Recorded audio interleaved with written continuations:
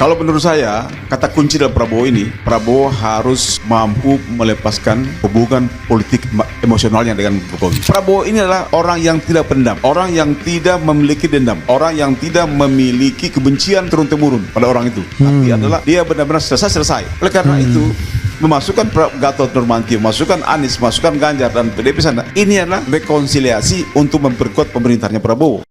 Assalamualaikum warahmatullahi wabarakatuh. Waalaikumsalam. Sobat RH sekalian, jumpa lagi kita di channel yang keren ini. Keren. Mantap. Ya, sobat RH sekalian, saya ada tamu yang sudah lama nggak kesini ya. Beliau politisi senior Partai Persatuan Pembangunan, Rumah Besar Umat Islam, yang sekarang kebetulan belum ada pintu di parlemen dan menghadapi pemilihan ketua. Nanti kita tanya ya, apakah sebagai politis senior masih berminat mengurusin P3. Dan isu kedua, kita bicara dengan tuduhan makar Prabowo, karena beliau ini juga punya pengalaman buruk dituduh makar. pernah mendekam di penjara era Jokowi selama 6 bulan. 8 bulan. Oh, 8 bulan. Sama seperti Syagan dan Nenggolan, Hanton Permana, tapi dengan tuduhan berbeda-beda. Kalau beliau Jenderal siapa? Kiflan Zen, Egy Sujana dan Lius Sungkarisma. Habil Marati. Selamat, Bung. Assalamualaikum warahmatullahi wabarakatuh, bro. Waalaikumsalam, bro. Saya biasa panggilnya bro ketua, walaupun jauh lebih senior daripada saya. Jadi bro ketua, kita mulai dari tudingan atau tuduhan Prabowo bahwa demo kemarin mengarah kepada makar dan terorisme. Silakan. Ya, Bung Rafli, seorang presiden bila mengeluarkan suatu pernyataan yang sangat strategis, yang sangat mengganggu politik maupun ekonomi, mengarah kepada instabilitas, kan? Ya. Bahwa seorang presiden mengatakan makar dan terorisme, Nggak main-main itu. main-main. Ya. Artinya tidak mungkin seorang presiden bisa membuat statement tersebut bila tidak ada informasi dari instrumen alat-alat negara. Ya. Ya kan? Ya. Kita tahu bahwa instrumen negara itu adalah BIN, BAIS, ya kan? Ya. Tentu Kapolri juga kan? Ya. Apalagi ini adalah mantan jenderal ya. Apalagi mantan jenderal, apalagi Prabowo ini seorang mantan jenderal dan seorang Sandi Yuda kan? Ya. Ya kan? Dan kultur. Ya, agak dekatin bro. Nah, jadi kalau pengen nyaman di Nina digeser lagi, karena kita live kita. Ya. Jadi menurut hemat saya pernyataan ini bukan kaleng-kaleng, bukan pesan kosong, Ya. tapi benar-benar informasi yang dia dapat oleh Prabowo dari hasil analisis intelijen, ya kan? Dalam hal ini mungkin BAIS atau BIN. Ya, oleh karena itu ini tidak bisa hanya sebatas statement, Ya. kan? Tapi harus diverifikasi, harus secara fisik itu harus dibuktikan. Siapa sesungguhnya pelaku terorisme itu dan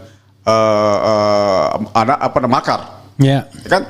Karena selama ini kasihan umat Islam ya, setiap ada kegiatan yang mengarah ke sana, selalu kan umat Islam dituduh kan makar terorisme, kan begitu kan? Ya. Nah sekarang harus dibuktikan bahwa ini siapa dalangnya, ya kan? Siapa, karena isu terorisme ini maupun makar ini harus dihentikan supaya kedepannya tidak lagi umat Islam dituduh sebagai pelaku makar, pelaku terorisme, kan begitu kan? Ya. Karena ini paling penting kan? Ini adalah pintu masuk untuk membuktikan bahwa apakah terorisme itu maupun makar itu benar-benar ada atau tidak ada, ya kan? Sebagai seorang presiden membuat pernyataan demikian harus dibuktikan oleh instrumen negara. Pertama.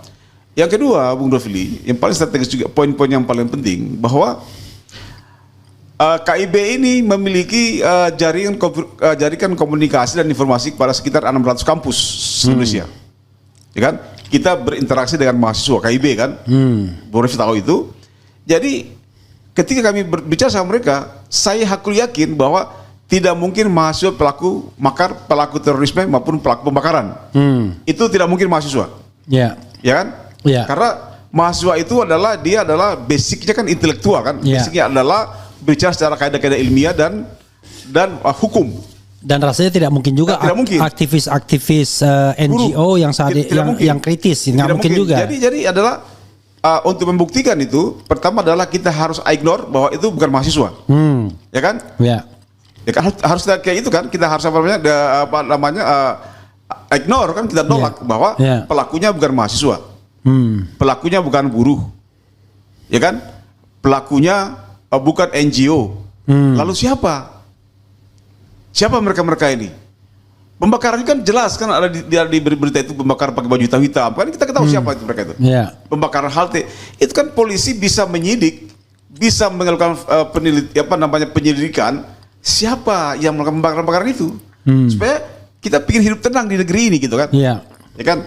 Kita pingin hidup tenang dan supaya juga Prabowo bisa membangun dengan tenang. Yeah. Nah, kalau ada ini isu terorisme dari presiden tidak diselesaikan, ini menjadi obstacle, menjadi penghalang untuk masuknya investasi, ya kan? Seorang presiden dia mengatakan bahwa kegiatan kemarin itu adalah terorisme dan makar, bagi investor akan sulit masuk. Nah, bagaimana caranya supaya investor itu confident? Maka harus instrumen negara, dalam hal ini BAIS, BIN, kepolisian harus membuktikan, ya kan, bahwa ini benar-benar terjadi makar, siapa oknumnya gitu, kelompok mana yang mau makar, kelompok mana terorisme gitu kan.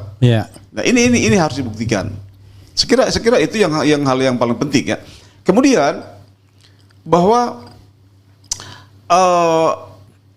harus juga dihindari bahwa jangan sampai ada antar lembaga negara saling bertanggung jawab, ya kan?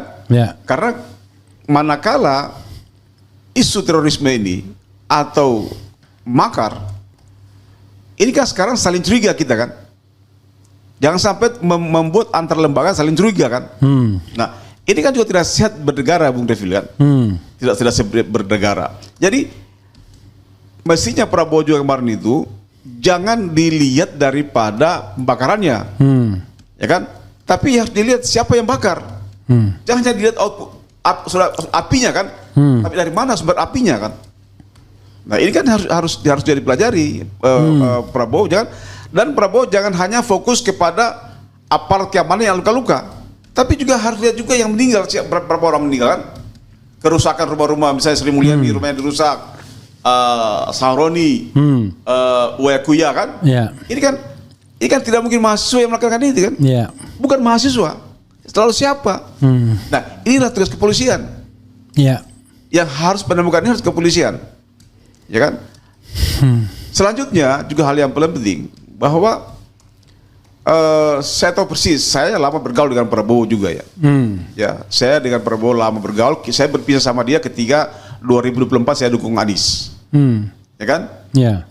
Jadi artinya bahwa Prabowo ini memang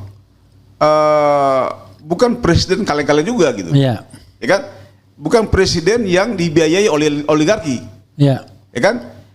Partai Gerindra partainya tidak dibiayai oleh oligarki, tapi benar-benar dari kantungnya keluarganya Prabowo sendiri untuk bangsa, ya kan? Ini kita melihat bahwa ini beda gitu kan, ya kan? Beda artinya bahwa fenomena ini bahwa harus dimanfaatkan oleh rakyat dan politisi, bahwa kepemimpinan Prabowo ini, ya kan? Jangan sampai tergerus karena isu-isu makar dan terorisme ini kan, ini kan bisa tergerus di kekuasaannya. Kalau Pak Prabowo tidak hati-hati, ini bisa menjadi bumerang kan? Bumerang kenapa? Karena orang akan menuntut mana itu bukti makar dan teroris. Kegiatan kemarin kan, karena ini kan harus ada buktikan kan. Ya. Jadi saya kira kesempatan ini kesempatan yang paling baik bagi Prabowo untuk membersihkan anarsir di area sekitar dia, kan? Jadi momentum ini harus digunakan Prabowo semaksimal mungkin untuk membersihkan anasir-anasir yang sedang berkeliaran di sekitar dia, karena ia akan mengganggu pemerintahannya. Saya kira itu dari. Tetapi terkesan ya bahwa pihak polisi gitu ya, pihak penegak hukum cari-cari yang kira-kira kambing hitam aja. Misalnya Del Pedro Marhaen itu anak yang baru lulus kuliah S1 2-3 tahun yang lalu yang pernah nantang Ade Armando debat, kemudian menjadi direktur eksekutif Lokataru di bawah yang didirikan oleh Haris Azhar. Kemudian ada juga mahasiswa Universitas Bung Karno dan lain sebagainya. Bahkan ada pegawai sekretariat ASEAN gitu ya, yang sebenarnya cuma bikin status itu loh, gedung Bareskrim kalau Anda mau bakar gitu kan. Dia tidak nyuruh bakar kan gitu. Ya itu malah itu yang ditangkap beserta ribuan mahasiswa atau mungkin pengunjuk rasa lainnya. Tetapi yang tadi siapa dalang mengarah terorisme, siapa mengarah ke dalang makar tuh nggak jelas tuh. Nah, ini kan artinya berlawanan dengan pernyataannya presiden kan? Iya. Ya kan? Artinya presiden mengatakan makar dan terorisme, mestinya polisi itu jangan bermain pada mahasiswanya. Iya. Mahasiswa ini kan tidak mungkin melakukan makar, tidak mungkin melakukan terorisme, tidak mungkin melakukan pembakaran, tidak mungkin melakukan pembakaran rumahnya Sri Mulyani, tidak mungkin melakukan pembakaran daripada rumah Saroni, tidak mungkin melakukan pembakaran pada Kuya-Kuya, tidak mungkin membakar kantor polisi, ya kan? Sejahat-jahatnya mahasiswa, dia masih taat hukum, ya kan? Oleh karena itu, buat apa polisi fokus di sini? Ya paling tinggi bakar ban dia cuma. Bakar ban, orasi, ya kan? Jadi artinya polisi harus fokus siapa yang membakar itu halte, siapa yang mengarahkan penjarahan rumahnya Sri Mulyani, siapa yang mengarahkan pembakaran Saroni, kan ini kan? Nah, jadi kalau ini tidak ditemukan, jangan sampai polisi mencari kambing hitam mahasiswa, kan kasihan mahasiswa, ya kan?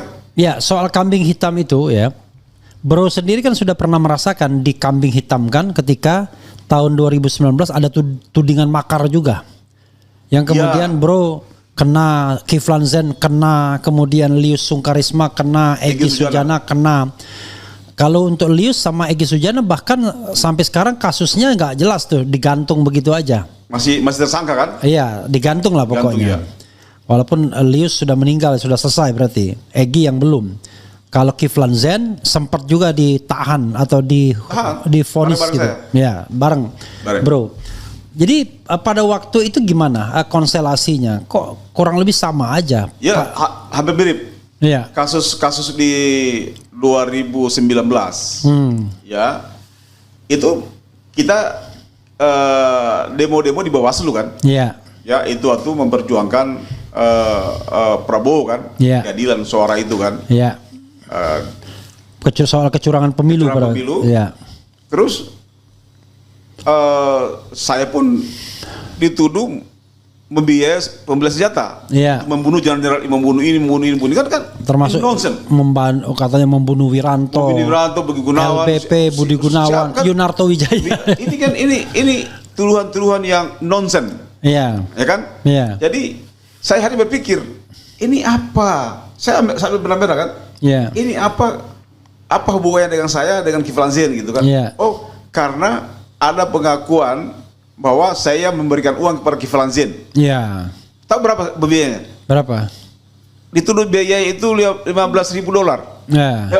Sing dolar. Iya. 150 juta. Iya. Masa 10 juta mau bunuh jenderal itu kan? Itu kan nggak masuk akal. Iya. Nah, cara-cara polisi seperti begini dihentikan, ya kan? Nah, jangan sampai skema ini kembali lagi dikerjakan untuk skema yang sekarang ini. Ini harus nggak boleh gitu, ya kan? Nggak boleh. Jadi memang harus tugas polisi sekarang ini adalah harus membuktikan pernyataannya presiden. Waktu itu Bro dihukum berapa lama? 8 bulan. 8 bulan makar kok cuma 8 bulan. Makanya membunuh orang kan nggak tahu saya. Berapa itu dituding apa pada waktu pasal berapa kenanya? Saya membiayai pembeli senjata. Saya kena pasal 155 ya, ikut serta apa itu? Terus serta. Oke, terus serta 55. 55 terus serta. Lalu Kiflan Zen sendiri kena berapa lama? Bulanan juga. Dia justru lebih rendah daripada saya. Aneh. Padahal pelakunya dalam tanda kutip dia kan. Dia 56. Iya. 56. Bro turut serta tapi dia Dia 56, lebih hukumannya jauh lebih besar gitu kan daripada dia gitu. Jadi memang cara-cara penegakan hukum kita juga memang harus perlu revitalisasi lah. Perlu diluruskan. luruskan. Kan? Oke, bro. Sekarang kita bicara pada dimensi kedua. Tapi sebelumnya coba di closing statement kan pernyataan bro mengenai makar Prabowo ini apa ya? What should be done? Apa yang harusnya dilakukan? Pandangan saya, kata-kata makar yang keluar dari pernyataan seorang presiden dan terorisme ini tidak boleh didiamkan, ya kan? Ya. Harus ditemukan pelakunya. Pasti presiden bicara begitu ada bukti. Ya. Ya kan? Masa presiden bullshit gitu ya? Nggak mungkin bullshit. Ya. Jadi harus ada bukti. Bagaimana cara untuk membuktikannya ini adalah maka presiden harus membentuk tim pencari fakta, ya kan? Ya. Dan saya mengusulkan agar diangkat Gatot Nurmantio, Oke. ya kan? Gatot Nurmantio diangkat sebagai pencari fakta. Tim pencari fakta. Ketua tim pencari fakta, Ya. dibantu dengan Abraham Samad, Bambang Wijayanto, Refli Harun, dan yang lain yang punya kredibilitas, yang independen, ya, supaya benar-benar dapat menyajikan fakta dan data yang benar, Oke. ya kan? Ini juga untuk melindungi seluruh bangsa kan, Ya. ya kan? Menurut saya itu yang paling penting. Oke. Bro, Anda tiba-tiba menyinggung Gatot Nurmantio. Kalau kita kaitkan dengan Prabowo hari ini kan Gatot di luar pemerintahan seperti halnya Anies Baswedan gitu. Apa yang Anda ingin katakan? Ya, tapi saya pikir Dekat lagi bro, dekat ya, lagi. tidak ada Jangan terlalu jauh. dalam politik yang tidak ada mayoritas seperti begini. Ya. Maka untuk membangun bangsa ini tidak hanya mengandalkan partai politik. Tidak hanya mengandalkan pemilik partai politik, tapi juga mengandalkan tokoh masyarakat, Ya. tokoh infrastruktur masyarakat. Gatot itu kan sekarang menjadi tokoh masyarakat. Tapi jangan lupa, Refli, Gatot itu memiliki integritas yang bisa diterima sama pihak. Dia memiliki pengalaman di bidang keamanan dan pertahanan nasional kan. Jadi saya kira reputasinya tidak diragukan. Demikian juga Abraham Samad maupun Bambang Wijayanto. Ya. Saya kira kita membutuhkan orang-orang yang memiliki integritas, ya kan? Oke. Jadi artinya bisa juga Anies yang dilibatkan. Artinya ini kan mereka untuk membackup pemerintahan ini, gitu kan? Bahwa apapun yang harus dikerjakan itu adalah dalam rangka untuk membuktikan bahwa pernyataannya Prabowo itu soal para makar dan terorisme bukan kaleng-kaleng, bukan pepesan kosong kan? Saya kira ini kenapa? Untuk memberikan kepercayaan kepada investor masuk. Itu yang paling penting. Oke. Lalu kalau Anda melihat terakhir ya, untuk bagian soal ini, kalau melihat Anda bagaimana pemerintahan ini berjalan selama hampir 1 tahun ini, apa evaluasi yang Anda lihat?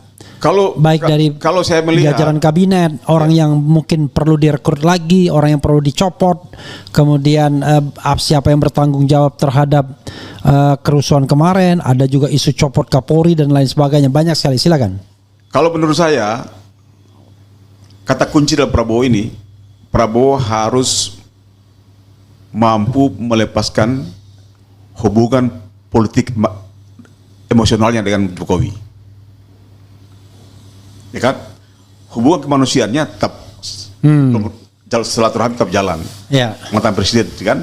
Tapi hubungan politik emosionalnya harus dilepaskan, karena beda antara politik yang akan dicapai oleh Prabowo dan politik yang telah dicapai oleh Jokowi. Kalau menurut saya adalah bahwa Prabowo harus benar-benar independen terhadap semua mantan presiden. Kan? Siapapun dia harus independen terhadap mantan presiden supaya dia benar-benar membangun Indonesia baru, ya kan? Supaya dia bisa jujur, bisa independen juga, dia melihat situasi apa yang diwariskan oleh Jokowi itu pada dia kan. Nah, ini harus lepaskan diri. Dia harus mampu melepaskan diri, dan kemudian ini kabinetnya Prabowo kan 70% kan orang Jokowi semua kan. Artinya ini hampir mirip kabinet carryover. Ya kan, benar kan? Kabinet yang ditransfer aja kan sebenarnya kan. Nah, ini harusnya diganti menurut saya. Harus diganti dan situ masukkan Anies, masukkan Gatot kalau Anies mau. Masukkan Bu Megawati. PDP kan? Masukkan Ganjar situ. Jadi benar-benar rekonsiliasi. Nah, ini jadi Prabowo itu musuh-musuh politiknya seperti yang dulu-dulu itu Prabowo ini adalah orang yang tidak pendam. Orang yang tidak memiliki dendam. Orang yang tidak memiliki kebencian turun-temurun pada orang itu. Tapi adalah dia benar-benar selesai. Oleh karena itu memasukkan Gatot Nurmantio, masukkan Anies, masukkan Ganjar dan PDIP sana. Ini adalah rekonsiliasi untuk memperkuat pemerintahnya Prabowo. Kalau kita lihat Gatot misalnya, Gatot itu kan pengkritik Prabowo, tapi bukan pengkritik Jokowi, tapi bukan pengkritik Prabowo. Sampai sekarang pun dia kan tidak pernah mengkritik Prabowo. Iya, makanya saya bilang kan ada pernyataannya Gatot tentang anasir-anasir itu kan. Nah sekarang kan terbukti kan. Terbukti bahwa saya hakul yakin tidak mungkin Prabowo membuat statement makar dan teroris pada demo tanggal 25 Agustus sampai dengan 31 Agustus. Ini kan pasti tidak jauh beda dengan sinyalemennya Presiden Gatot kan di Jogja kemarin. Jadi artinya bahwa jangan sampai ada tuduhan masyarakat yang diarahkan kepada Jokowi kan, ini nggak fair juga kan, nggak bagus kan. Nah oleh karena itu menurut saya bahwa untuk menghindari tuduhan-tuduhan ini maka sudah sangat tepat bila Prabowo membentuk tim pencari fakta.